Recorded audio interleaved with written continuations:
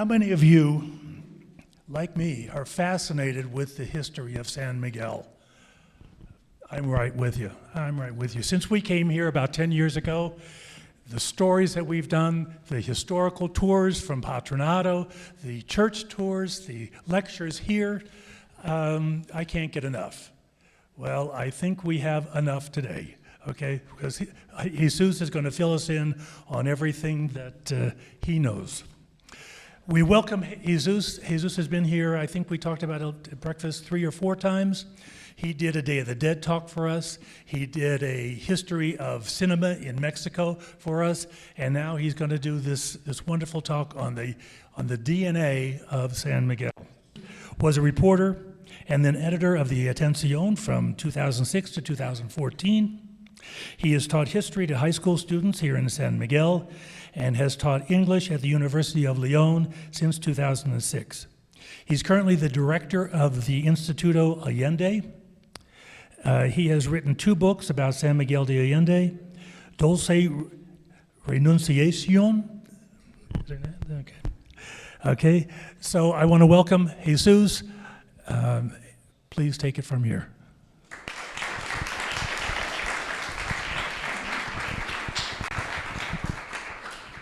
Thank you, Ron, for the invitation. Thank you, all of you, for being here. So I'm going to talk about the book I recently wrote. Well, not recently. It was recently published. I wrote it. I started writing it in 2018, and I finished the writing in 2020. But you know, the pandemia and all this. And it appeared just in September this year. So it's called San Miguel de Allende, Its DNA. And the publisher is the Instituto Allende. Jaime Fernandez is the owner. He hired me to write the book because he wanted to leave a legacy and a testimony, mainly of the 20th century.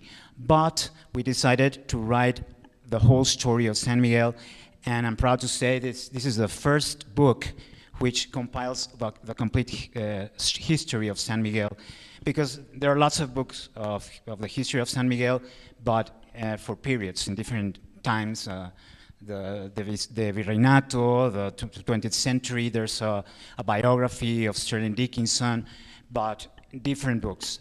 I think this is the first one which compiles the whole history.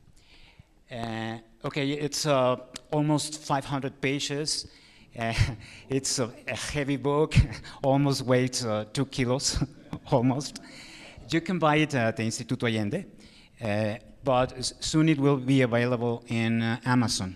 And there will be a more rustic edition, because this is a little bit expensive. It's 300 pesos. I'm sorry, 1,300 pesos. Yeah, but the Instituto Allende is not earning any money. It's just to fill the expenses of the publication. Okay, Diego, the next one, please. Okay, well, this is a panoramic of San Miguel, which is in the behind the main cover of the book. Yeah, if you open it, you will see this panoramic of San Miguel, and this is the content. Okay. I will speak briefly of the content of the whole book. The next one, please, Diego.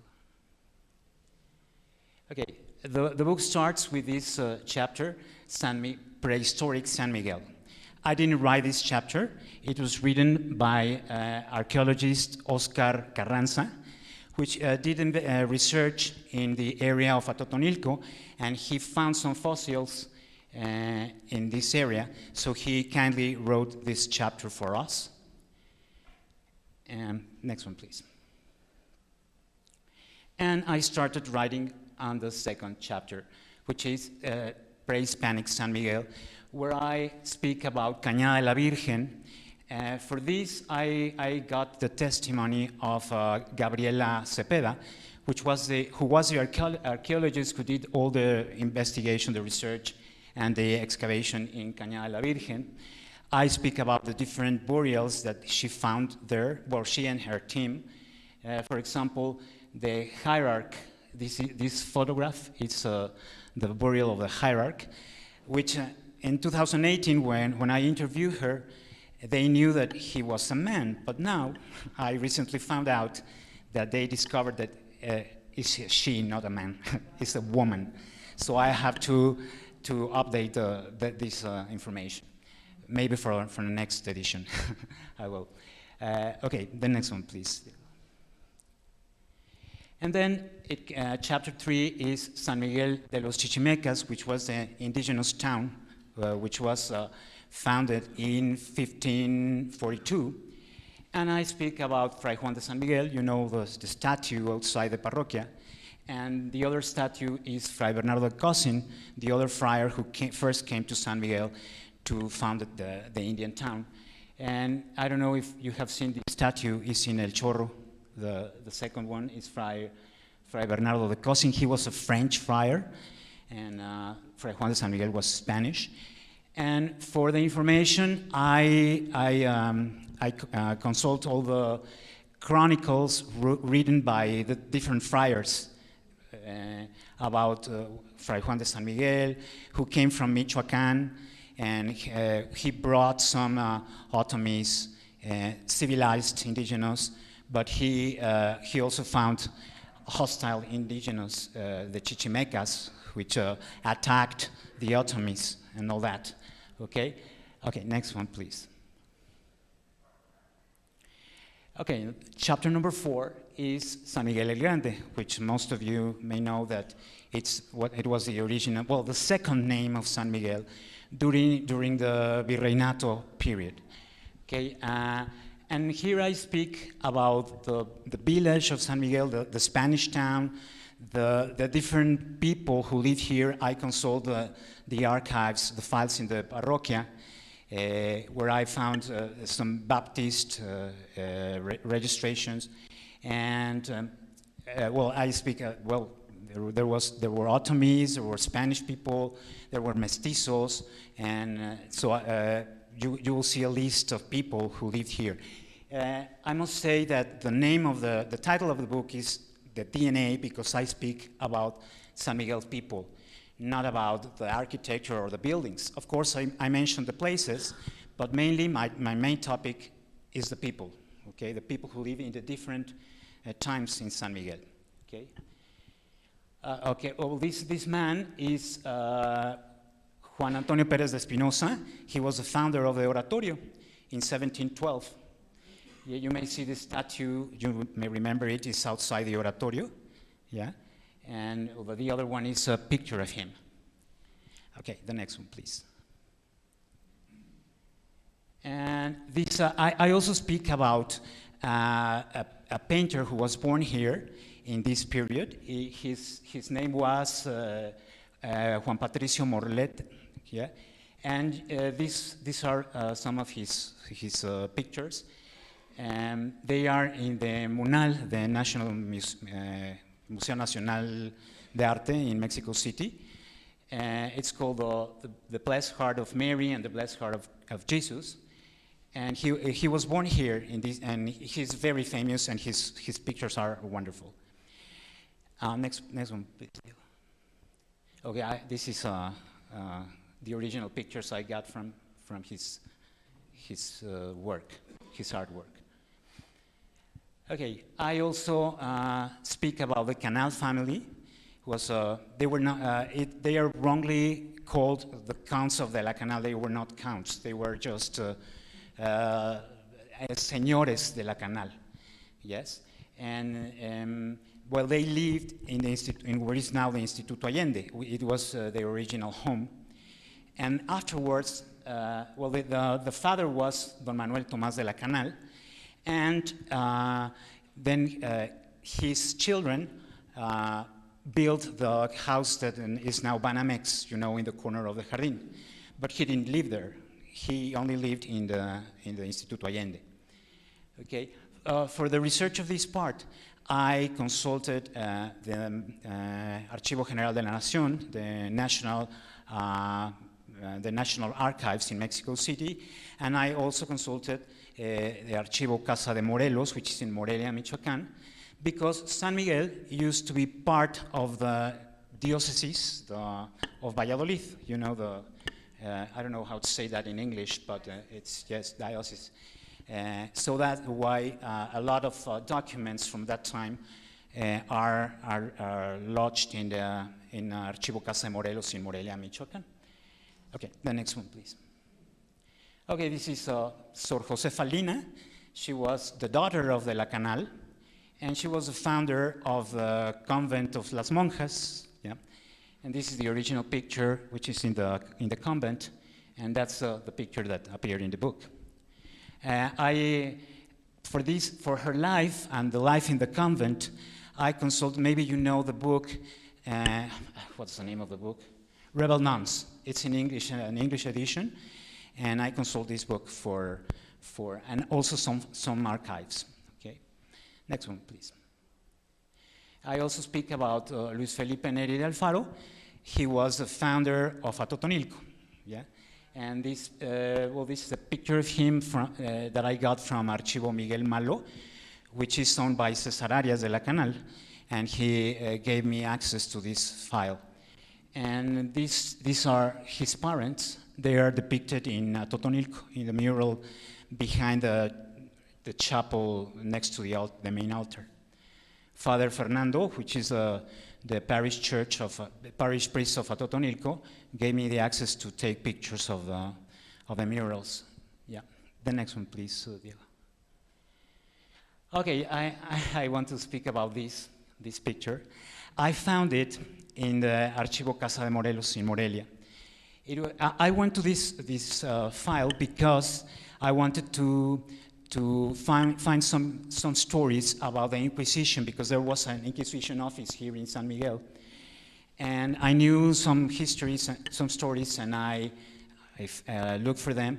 But the person in charge of the archive told me, have you consulted this story of Maria Guadalupe?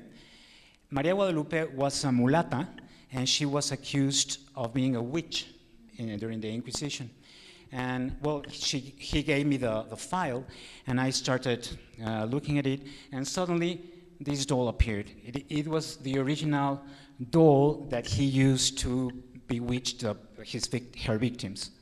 So this doll has 300 years old and is in the file. So it was really a shock to see it, yeah. And I decided to take a picture and publish it in the book, yeah. This was some of the most interesting thing I found. Yeah, it says Maria Guadalupe, mulata, mulata libre, a free mulata, and from the Villa of San Felipe. She was born in San Felipe, you know, the town near Dolores, but she was processed here in San Miguel, because here in San Miguel there was an Inquisition office. Okay, por hechicera, for sorcerer. Okay. Okay, next one, please. Well, I speak, of course, of the independence. This is a drawing I made of Ignacio Allende based on the description of his first biographer, because he said he was blonde and he had clear eyes. So I made this drawing based on his description, because many artists depicted him as dark skin, yeah. So, but he was not. He was blonde, yeah. So I made this drawing on him. I speak about his family and the family of the Aldama brothers. I guess you have heard of them. They were not only two brothers, Ignacio and Juan, who are the well-known and the ones who participated in the Independence War. They had other two brothers who were priests at the Oratorio. So I speak about them, and also I speak about their wives, yeah, their children, yeah, and so it's a different way of narrating the history of San Miguel, I think. Okay, and finally, the 19th century, I speak of Ignacio Ramirez el Nigromante, who I personally say that the only thing he did for San Miguel was born here, because he was born here and then he lived as a baby. So he didn't live here, he didn't came back never. So he is venerated here, but he really did not anything for San Miguel. He did a lot for the country, for Mexico, but not for San Miguel. I think Sterling Dickinson did more for San Miguel than him. Okay, but I speak about his family. I found many registrations in the parroquia books. Okay, next one please, Diego. And of course I speak about Angela Peralta, who came here and sang here. Yeah, next one please. And of course Seferino Gutierrez, who was the one who built the new facade of the parroquia, because this facade is from the 19th century and the church is from the 16th century. Yeah, so he was the one who built the new facade based only in postcards he saw from Germany, from the cathedral in Colonia. Yeah.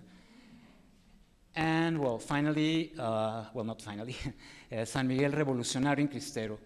San Miguel during the Revolution and the Cristero War. What I found very interesting in this chapter is that Dr. Rolando Telles Hoyos, whose office is here in Mesones, he borrowed me the letters of his, I think he was his great-grandfather, Julian Hoyos. He came from Spain, and he wrote his brother all what he saw in San Miguel about during this period of the Revolution and the Cristeros War. So the letters are very interesting, because it's from his point of view what he's seeing about the events happening during the Revolution and the Cristeros War. It's the part that I like the most in this chapter. The next one, Diego, please. Another interesting part, this is Franco Barajas. He was accused of being a Cristero, and he was sent to the Islas Marias. I don't know if you know what they are. The Islas Marias was a jail near Baja California, or some islands in Baja California, where the prisoners were sent. So he was in the Islas Marias with all these people. Yeah, it's also an unknown story. His great-grandson borrowed them to me, all his dairy. Okay, the next one, Diego, please. And I found these stories of the prostitutes here in San Miguel. I found these in the local files, in the local archive. Yeah, and so it tells some details of them and the photographs. And well, finally, chapter 8 is San Miguel Tourism, Art and Culture. Is where I speak about the 400th anniversary of San Miguel Foundation in 1942. And this is very important because it was the first time after the Cristeros War where the government authorities and the religious authorities gathered to celebrate the 400th anniversary of the foundation of the city. So that's why San Miguel is very important in that part. No? The next one, Diego, please. Here we have the man with the glasses, the sunglasses, is Enrique Fernandez Martinez, the founder of Instituto Allende, and he was the former governor of San Miguel, of Guanajuato. And he joined for the celebrations with the Archbishop of Mexico and the Archbishop of León and the Archbishop of Morelia. So they joined all together, and in this occasion, they inaugurated the monument to Fray Juan de San Miguel. You can see the picture there. Yeah. So that's why it's very important, these celebrations, because it was the first time that after the Cristeros War, the government authorities and the religious authorities joined for the first time. The next one, Diego, please. Okay, this is, I also, of course, Enrique Fernandez Martinez is the father of Jaime Fernandez, so I have to speak a lot about him. And this photo was taken by Romualdo Garcia, who is a famous photographer from Guanajuato. If you go to the Alhóndiga or Granaditas in Guanajuato, you can see an exhibition of his photographs. And he photographed Enrique when he was a baby, and he won a prize, I think it was in Paris, an international award for this photograph. Yeah. Okay, the next one. Yeah. And Enrique Fernandez Martinez was present when President Álvaro Obregón was shot in Mexico City. So we can see him here in the corner, and President Álvaro Obregón is in the middle, the one with the glasses. Okay. Well, now we have here the founders of el Instituto Allende, Sterling Dickinson, Enrique Fernandez Martinez, and his wife, Nell Harris. These are Jaime's parents. And obviously, I speak a lot about the Instituto Allende and its foundation. Again, the Fernandez family. Jaime is the boy in the middle. Rudy, his brother, is on Enrique's lap. And the girl is Barbara Dobarganes, who lived here in what's the name of the street? Well, correct. Yeah, that's right. She is Jaime and Rudy's half-sister. She was the daughter of Nell. Okay. The next one, please. And well, this is the story of Belén Oviedo. She was part of the family who lived with Sterling Dickinson in his home at Atascadero. And she told me when San Miguel was flooded, the flood in San Miguel, where her sister died in this flooding. Yeah, so it's a very interesting story.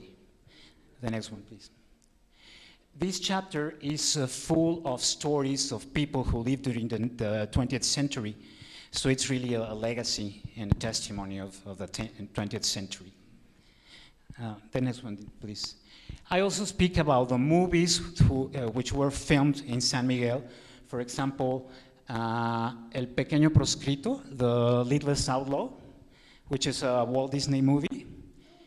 Walt Disney was here in San Miguel. We can see him over there with Pedro Vargas, a singer who was born here and who participated in the Spanish version of the movie, because there are two versions, the English version and the Spanish.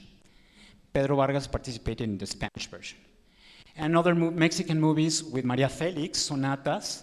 Another one, it's called, I forgot the name. Well, the next one, Diego, please. Sonatas is with Maria Felix. El Padrecito with Cantinflas. And this one is a photograph of Serenade with Mario Lanza, Jean Fontaine, and Sara Montiel. Jean Fontaine was not here, but Sara Montiel was lodged at the Instituto Allende and the hotel of Instituto Allende, as well as Mario Lanza. And we can see them, well, Sara is not there, but it's Mario Lanza in the middle, and Enrique Fernandez Martinez, Sterling Dickinson, and Nell Harris, with the director of the movie, Serenade. You can see the movie, and you can see a beautiful scene at the Oratorio, with Mario Lanza singing Ave Maria. Yeah, it's one, you can find it in YouTube, I think. Yeah, the next one, please, Diego.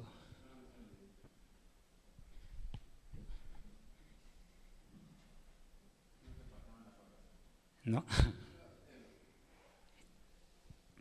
Well, there's a series of movies.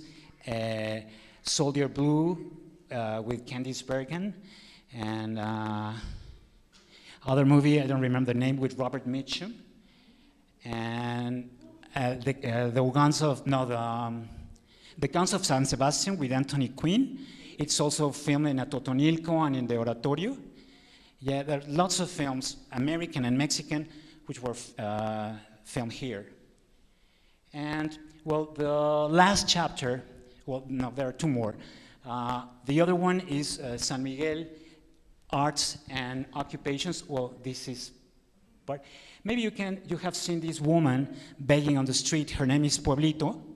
And I interviewed her and I told her story, very interesting story also. She still had a dance which participated in the San Miguel Archangel festivities. And this man is an Otomi man from the community of Cruz del Palmar. His name is Don Magdaleno Ramirez. And he is famous because he succeeded in stopping the government of doing a road freeway on his community, which contains hidden pyramids there. So he succeeded in that. He stopped them of doing that. And the last chapter is about the nomination of San Miguel as World Heritage Site, for which I interview Graciela Cruz, the local historian from who I have learned a lot. Okay, I think this is all.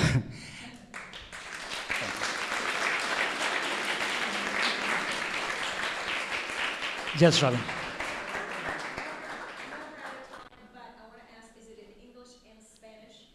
No, by the moment it's only in Spanish, but Jaime is thinking in doing an English edition. Yeah. Yes, David. Wonderful presentation, as always, Jesus. Thank you. Quick, it's not really a question, it's a comment. You just mentioned Nell Fernandez briefly. That woman who was Enrique Fernandez's wife Yes, deserves a book I know. on her own. Yeah. She was responsible largely for the Instituto, Bellas Artes, and a lot of people don't And here, la biblioteca. Yeah, King Country Club. I think what It was an amazing the ones who made the Instituto as it is right now was Sterling Dickinson and L. Harris, because Enrique died in the 60s. So they both continue with the administration of the Instituto. Yes.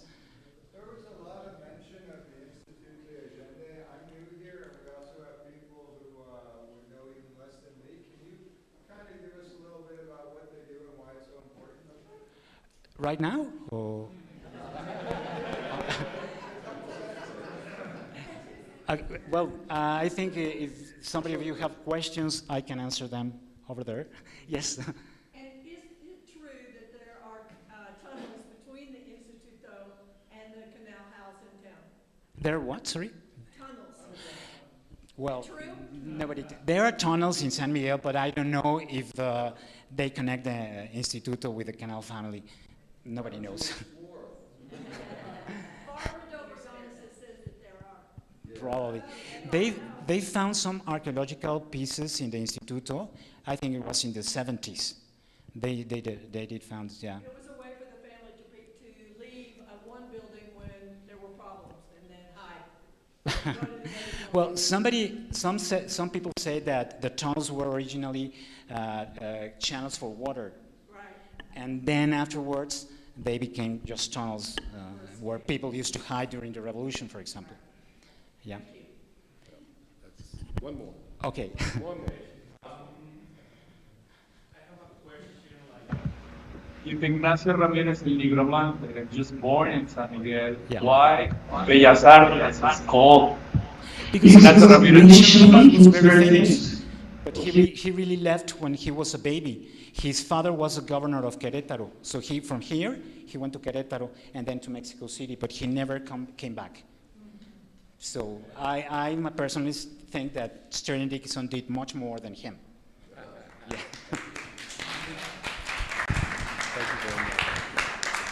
Pues thank you very much, Jesus. I've got a message here from Ron Felton that the ballots for the election are going to go out around noon today, and so please try to vote immediately. That was a great presentation. Thank you so very much for that. And I'll see you next Tuesday.